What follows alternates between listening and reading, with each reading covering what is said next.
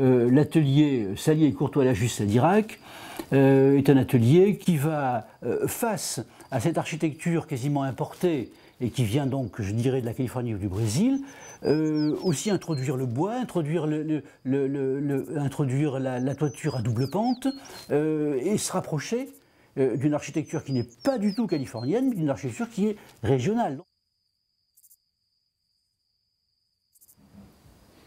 Yves Dauge faisait des présentations d'architectes à Beaubourg. Et donc ils nous ont présenté comme l'école bordelaise, ce qui a été immédiatement relevé par Siriani qui était là, qui a dit c'est pas une école parce qu'ils n'ont pas de théorie, ils n'ont pas de pédagogie, c'est pas une école.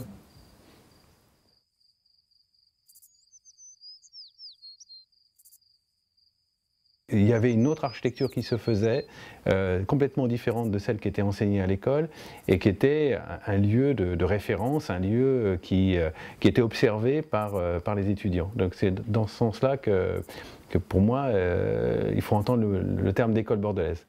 Le paysage, il est dans la pièce. Et c'est la pièce qui est un objectif photographique. Et la relation donc avec la nature est très forte. Donc ce n'était pas uniquement le parti pris d'installer le maximum de baies vitrées sur les côtés, d'avoir des impostes aussi vitrés, c'était finalement aussi presque caler la maison dans le terrain pour... Oui, c'est à la fois de communiquer largement avec le paysage, oui, et en même temps l'idée de le cadrer quand même par l'architecture. Et je crois que le dessin des menuiseries joue ce rôle-là.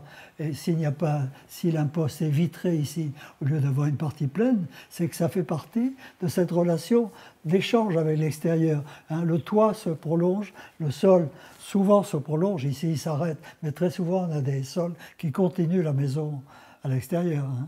Donc la maison comme une boîte noire qui capture la lumière, qui capture l'extérieur, qui cadre le paysage. Et ça, on a découvert en construisant, parce qu'on ne l'avait pas appris aux Beaux-Arts, que c'est générateur de plaisir d'habiter.